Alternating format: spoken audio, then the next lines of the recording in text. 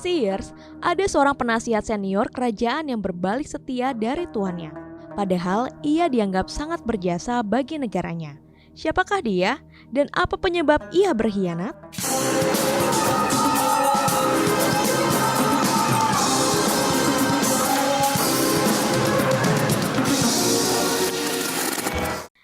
Years, Ahitofel adalah pejabat senior terkemuka di masa pemerintahan Raja Daud. Kedudukannya sangat strategis di dalam struktur kerajaan Israel.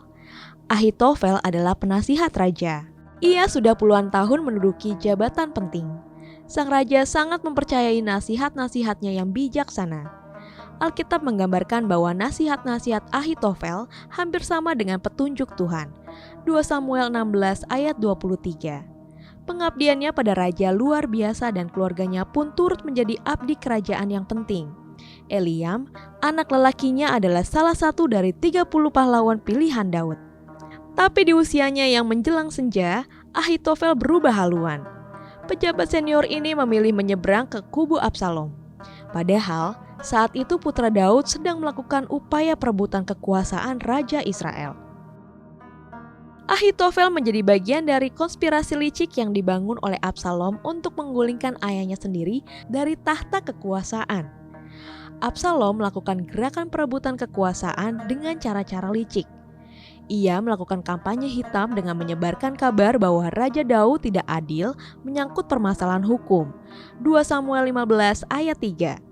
Dan puncaknya, Absalom menggunakan kegiatan keagamaan sebagai kedok untuk mendeklarasikan dirinya sebagai raja.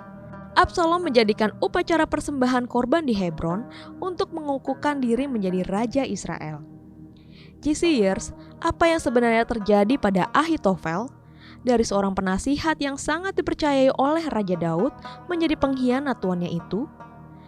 Anak Ahitofel yang bernama Eliam memiliki putri cantik bernama Batsheba. Akar kata Batsheba adalah Batswa, yang artinya putri kemakmuran saya. Ini bisa menjadi petunjuk betapa wanita muda yang cantik ini menjadi pujaan seluruh keluarga.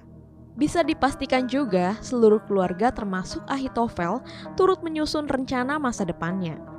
Termasuk ketika Batsheba menikah dengan perwira muda militer bernama Uria. Tapi apa yang terjadi ketika cucu perempuan Ahitofel itu dicemarkan dan dipermalukan oleh Raja Daud? Dan Uria suaminya dikorbankan di medan perang? Tentunya sebuah pukulan hebat yang menimbulkan luka hati bagi Ahitofel. Ia merasa jikalau dirinya dan keluarganya sudah mengabdi dengan penuh hormat pada sang raja, tetapi pada akhirnya dikhianati sang raja melalui kejadian keji tersebut.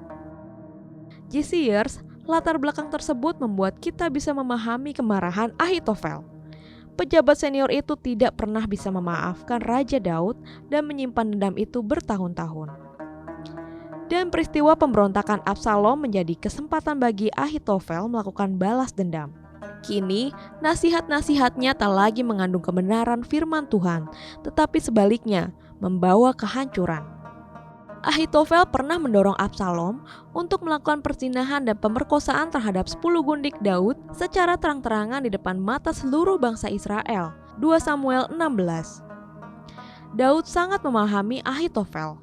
Nasihat-nasihatnya sangat berguna dalam bidang apapun juga, termasuk berkaitan dengan strategi perang. Oleh karena itu, Daud berpikir keras bagaimana menghadapi Absalom yang didampingi penasihat militer yang berpengalaman itu. Hingga Daud memutuskan untuk memerintahkan Husai, salah seorang kepercayaannya, untuk menyeberang ke pihak Absalom. Husai sebenarnya keberatan dengan keputusan Daud itu. Bagaimanapun, Husai dan Daud memiliki hubungan yang erat. Di luar hubungan atasan dan bawahan, mereka berdua adalah sahabat. Tapi Daud meyakinkan Husai bahwa hanya Husai yang bisa mematahkan segala strategi yang dinasihatkan oleh Ahitofel kepada Absalom. 2 Samuel 15 ayat 34. Dalam sebuah pertemuan untuk mengatur pertempuran, Ahitofel menasihatkan sebuah strategi untuk menggempur kekuatan Raja Daud.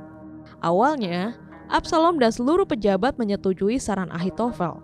Tapi tiba-tiba, Absalom berkeinginan mendengar pendapat dari Husai juga, yang saat itu sudah berada di kubu Absalom. Husai memaparkan sebuah strategi pertempuran yang lebih menarik perhatian Absalom dan pejabat-pejabatnya.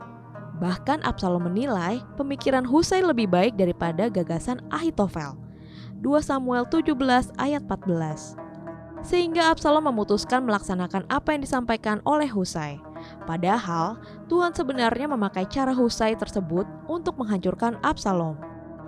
Cisiers, Ahitofel merasa dendamnya untuk menghabisi Daud tidak tersalurkan karena strategi yang diusulkannya tidak digunakan oleh Absalom. Kehadiran Husai telah memporak-porandakan niatnya yang jahat. Ahitofel kecewa. Pejabat senior itu memilih pulang kampung dengan menaiki keledainya. Sesampainya di rumah, ia membereskan dan merapikan isi rumah. Setelah itu, ia mengakhiri hidupnya dengan menggantung diri. 2 Samuel 17 ayat 23. Sebuah akhir yang tragis bagi pejabat senior yang telah banyak mengabdikan diri pada bangsanya. Cisiers, Raja Daud memang punya masa lalu kelabu. Hidupnya berkubang dalam dosa. Tetapi Daud telah bertobat dan ia berpaling kembali pada Tuhan. Sehingga bagaimanapun, perlindungan Tuhan menjadi bagian Raja Daud dari musuh-musuhnya. Tidak hanya Ahitofel yang mati, tuan barunya yaitu Absalom pun mati dan pasukannya kalah. Cisiers, hati yang menyimpan dendam itu tidak baik untuk kesehatan jiwa. Cepat atau lambat bisa menghancurkan diri sendiri atau orang lain. Jika saat ini Anda masih menyimpan sakit hati dari peristiwa masa lalu, sebaiknya segera lakukan pemberesan diri. Dan jika Anda membutuhkan sahabat untuk berbicara, maka silakan hubungi Sahabat 24. Sahabat 24 hadir untuk mendengarkan keluh kesah Anda dan siap untuk mendoakan Anda 24 jam sehari, 7 hari dalam seminggu. Anda diberkati dengan fakta Alkitab kali ini? Tuliskan di kolom komentar pendapat Anda ya. Kami juga mengajak Anda untuk menjadi berkat bagi Indonesia dengan memuridkan generasi bersama CBN Indonesia.